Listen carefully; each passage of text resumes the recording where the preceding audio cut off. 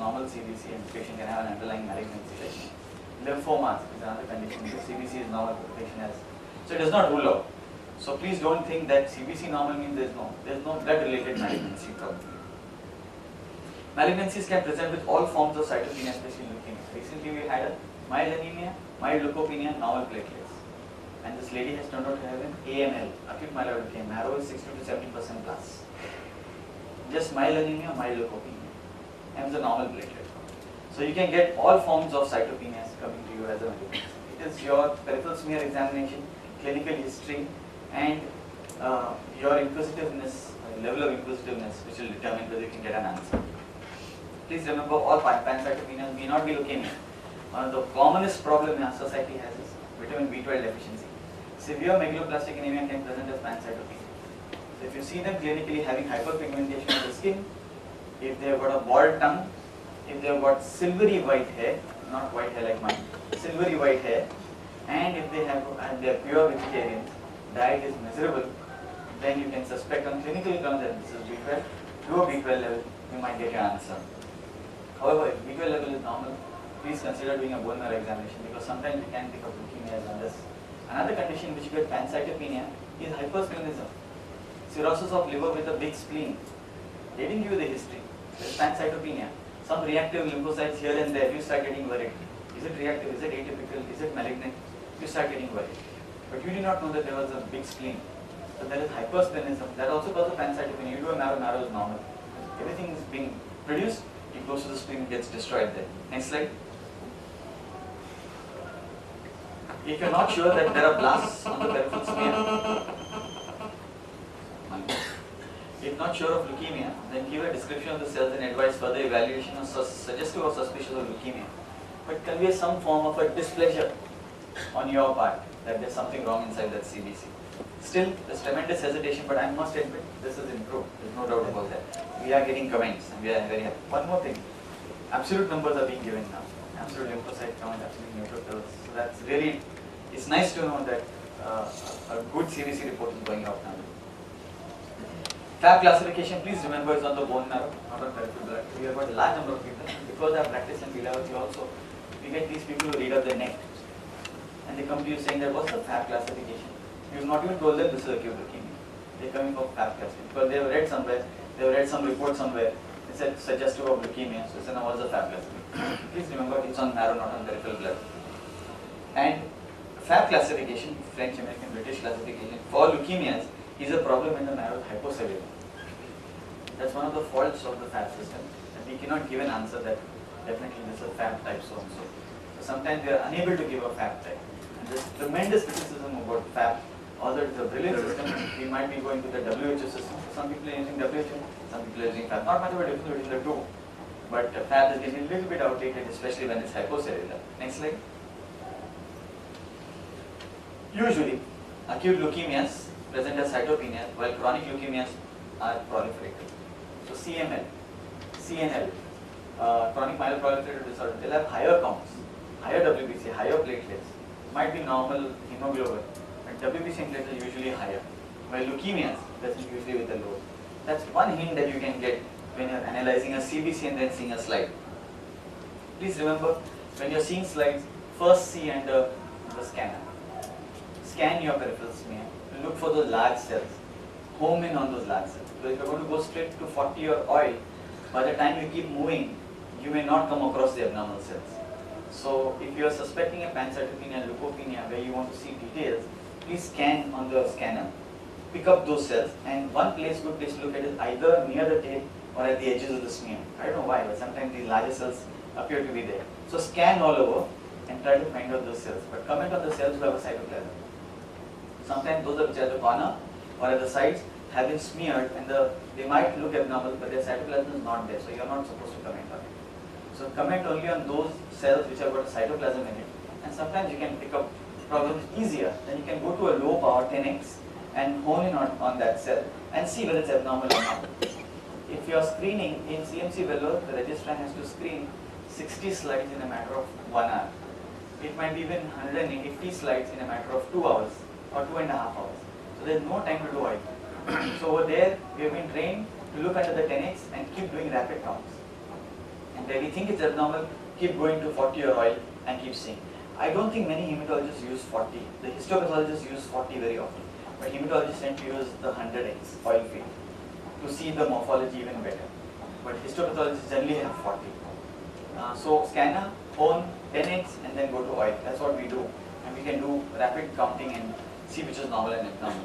If you see monomorphic cells on the slide, that's obviously abnormal. That itself gives you a hint that there is a problem. And it suggests that it's a monoclonal population, because otherwise you would have seen lymphocytes, neutrophils, monocytes, occasional basophil and eosinophil. So it's a heterogeneous polyclonal population. But here you see only one set of population, you know that there is a problem. And even if there is leukopenia, if you pick up these monoclonal monomorphic cells, you know that there is a problem. Even if the cells are less, you can pick it up. Of course, if you see an rod in the cell, you know it's pathognomonic of AML. And like I said, sometimes the abnormal cells may be seen at the edges. Next slide. The myeloid blasts usually have a prominent nucleolus and have a seed-like nucleus, and they're much larger. The cytoplasm is a bit more. This is alright to say in theory in an auditorium, but sometimes when you're seeing the slide, you can't really make out between lymphoid and myeloid. But I must admit, if you see more often, you can pick up the kind of coarse nucleus that the lymphocyte has, the lymphoid blast has, as opposed to the myeloid. The myeloid blasts are much more open. It's as if you pour water, it will go through it like a sieve. So that's a kind of visual impression you get over a period of time after seeing slide after slide. But if you see large number of smudge cells on that bone marrow or peripheral blood, you know that you're dealing with a lymphoid problem. It's interesting, lymphoid cells are much more fragile and therefore break when you smear, as opposed to myeloid, which don't break as such. And therefore, if you get large number of smudge cells, please keep in mind a lymphoid problem if you're stuck.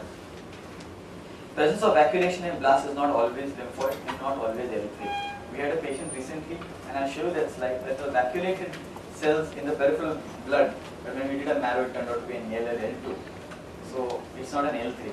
And we looked first on CT scan for any lymphadenopathy, there wasn't any. So we treated it like an LL2. So sometimes the vacuolation can be deceptive, but I'll show you slides of a beautiful Burkitt's type of lymphoma with beautiful vacuolation. Next slide. Now, for those who are doing aspirates, is anyone doing aspirates here? Both are aspirates. For those who are doing aspirates, we have a problem when we do aspirates sometimes. Sometimes the aspirate amount is not adequate. So the pathologist will write inadequate sample. If we get a sample, we try to make as much slides as possible, but still sometimes we don't get enough on the slide for the pathologist to come in. And from our side, we understand that the pathologist needs good amount of material in order to come in. So what can we do? If the aspirate is poor, still make slides, because sometimes you think it's less, but when you make the smear, there might be plenty of cells on the slide to get an answer. So we don't get discouraged if you've got less sample. Whatever drop we've got, we put it onto a slide and make the slides. Whatever. And then we send it to the lab, we get it stained. Whatever it might be. You'll be surprised, sometimes the marrow is so packed with leukemia that no aspirate comes out, but when you put a drop or two, it's full of cells. And that's enough sometimes to get an answer. Also, all patients who have first time bone marrow, we do aspirate plus biopsy. And more so in those who get a poor aspirate, we take a biopsy and we make what is called as imprints. We roll the biopsy along the slide, and sometimes the cells just drop off. Under a little bit of pressure, they drop off. And then we can look at it, and I'll show you some biopsy imprints where I've been able to pick up some diagnosis. It's done under local anesthesia or sometimes short anesthesia. It doesn't take more than about 5 or 10 minutes to do a bone marrow examination. And many times, if we see that the sample is coming out, the aspirate is damn good, but it comes out, and by the time you're taking it to the table to make the slide, it's clotted. So sometimes what we do is we flush it onto the slide, suck out all the clots if they're there, and if there's any fragments, we take it and make crush smears. That means we literally one slide or the other, we crush the fragments. So the cells get dispersed, and then we can see that. But it has to be a little bit of practice. If you crush it too hard, all the cytoplasm goes. So a little bit of practice to see how much pressure to apply on the slide, and you can make beautiful smears and you can get answers. Now this I've seen happening in patients who've got secondaries, who've got myeloma, and who've got an acute leukemia with a very high white cell count. There the sample tends to clot a little bit faster. Please remember, by doing the marrow, when we are doing a marrow, we have to plan in advance. What are we doing the marrow for?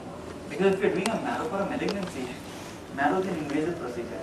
So it is our custom, it's our protocol that we take sample in April and UVT. all marrows which I do, I take in heparin and AG unless it's a follow-up marrow and I'm not expecting any problem. The reason being, I'm going to show you slides and I've told you before that we do special stains. I can't keep repeating marrows in order to get more sample to perform tests. All pathologists know that the ability to do immunophenotyping, cytogenetics is much better on a marrow than on the peripheral blood. What you see in peripheral blood are much more mature cells and they may not grow well on culture. And therefore, they insist, and many laboratories, standalone laboratories and hospital laboratories, will insist on taking a bone marrow sample with the immature cells. Their growth is better in cultures, especially for cytogenetics. So it is our protocol that when we are doing the marrow, we take sample in heparin, whether we use it or not, we send it to the lab. We see the slides and from there then we send samples elsewhere. And I have noticed over the last 3 years, it makes a world of a difference. Patients don't have to have a second marrow to be performed. So you can avoid a second procedure necessarily. So we do prepare, take cases. But sometimes if your aspirate is not there and you want to do cytogenetics, then what do? What I do is I take a heparinized syringe, the one in 25,000 strength heparin, I take 1 ml and I line my syringe with that. And when I'm doing a marrow, whatever drop I get, because aspirate is poor, whatever drop I get, I suck into that syringe itself. So it becomes a heparinized sample. And therefore, many times I've been able to get answers of ALL and AML on such samples. So by the time you're taking the sample and putting it into something, the sample is clotted. Pathologist of the hospital says, look, there are no cells, it's all in a clot, we can't do it. I believe now there are methods to dissolve the clot and get the cells. But I'm not very clear about that. Till I'm not clear about it, I'm still going to use this heparin syringe technique and send the sample in that heparinized syringe. Next slide. Still, there will be difficult situations. I don't know if there are any clinicians here. Are there any clinicians here? There are no clinicians here. Unfortunately, still we are seeing that patients with anemia or pancytopenia are being given blood transfusions. And as a rule, I don't know for what reason, still F-Corlin is being given to patients for blood transfusion. Practice which is completely not necessary, it is detrimental, especially in patients where you are suspecting leukemia.